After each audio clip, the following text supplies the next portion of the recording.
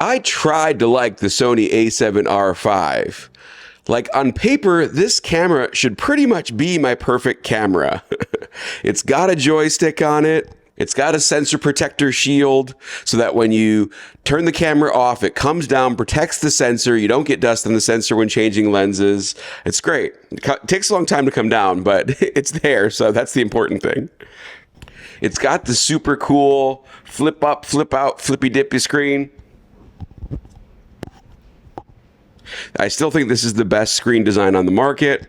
It's got 3 dials on the back, so you can have the whole exposure triangle at your thumb, plus you've got a scroll wheel in the front. So like the controls are really actually well laid out on this camera. I like the back wheel, that third wheel, the scroll wheel here is also a D-pad. That's pretty great. No screen on the top, that would have been cool. The mode switcher works. I like the Nikon implementation with the black and white mode better, surprisingly. The EVF is fine. It's 5.6 something. But to me, that's sort of the baseline for any decent camera. Anything below that is unacceptable, pretty much. It's got all the ports you want. It's got USB-C. It's got a full HDMI on it. It's got this mega 61 megapixel sensor that reads out fast enough for most of the stuff I do. So yeah, like on paper, it's got everything you could want in a camera, but I just don't enjoy using it. I don't like the way the grip feels. It's too small and plasticky.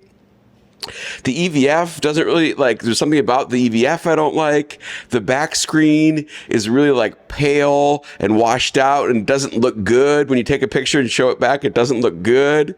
The UI I don't like. The menus I don't like. The way the menus even look, I don't like. I just don't like these colors. Like the orange is horrible, man. I like that it takes two faster memory cards, not just one, and then it's SD card. This is a cool implementation of the Type A and the SD, but I hate those little Type A cards. They're so little and fiddly. I always drop them. They fit funny in the card slots. It just irks me. The fact that you can't change the distance unit of measurement in here to feet. It's always in meters. That just bugs me. There's no highlight blinkies. There's just but I will say you can use zebras in this. And once you get used to that, that works pretty much as well as highlight blinkies, maybe even better, honestly. But there's just so many little things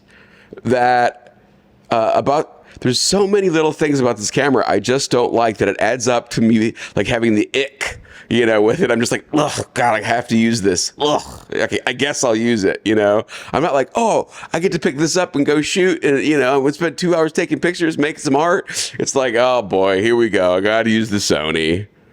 And I tried to work through the ick. I took this out as my everyday carry. With this little Viltrox pancake on it, it makes actually a very nice everyday carry in terms of size and weight and stuff. You can kind of throw it around your shoulder and you barely even notice it's there. So I did that. I mean, I carried it around as my everyday carry for 2 straight weeks. And I got some good photos. That's not it. The image quality is okay. I don't love the Sony color science, but it's fine. You have to change it in post, but it's fine. It's good enough as a starting point. Dynamic range and Sony cameras are obviously excellent. But yeah, even after that 2 weeks, I just did not bond with the camera. So I get it. If you're all about having the most technologically advanced specs and having the top of everything in your camera, Sony's the way to go. It's like an Android phone. But that's kind of the same reason I don't use Android phones, I just want an easy, pleasant, nice to use user experience. And that's just not the Sony. It's you're kind of fighting to get it to do what you want it to do all the time. It's almost too good in a way, if that makes any sense.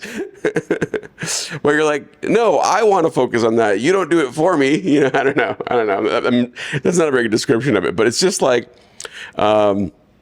I want to have more hands in the process. I don't want to have a computer doing it for me, because, you know, I'm not necessarily taking a picture or focusing on the thing in a scene that, like, you know, a beginning wedding photographer might be taking a picture of, right? I'm going for composition and weird angles and things like that, you know, and the Sony isn't smart enough to figure that out. There's no weird angle setting in the Sony. But yeah, so, like, you know, anyway, so I tried using it as an everyday carry for like 2 straight weeks. It just didn't click with me. So I think that's just kind of, you know, one of those things. Some brands, some design philosophies click with you more than others. And the Sony one just didn't click with me. I couldn't work through it. You know, I still don't want to use it. I don't even like holding it. So I put it down.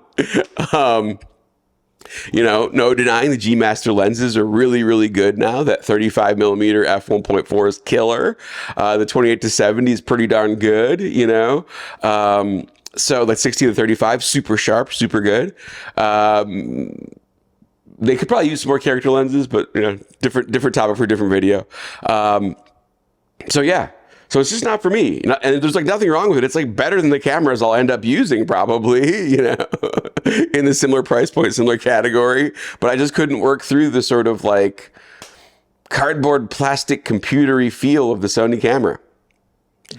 That would definitely change if they made an RX1R. I'm just saying, I would definitely pick that up. So I hope this is helpful. If you're thinking about buying Sony, you know, definitely go to the camera store, get it in your hand, see if you have a similar reaction, because sometimes you just can't beat the ick.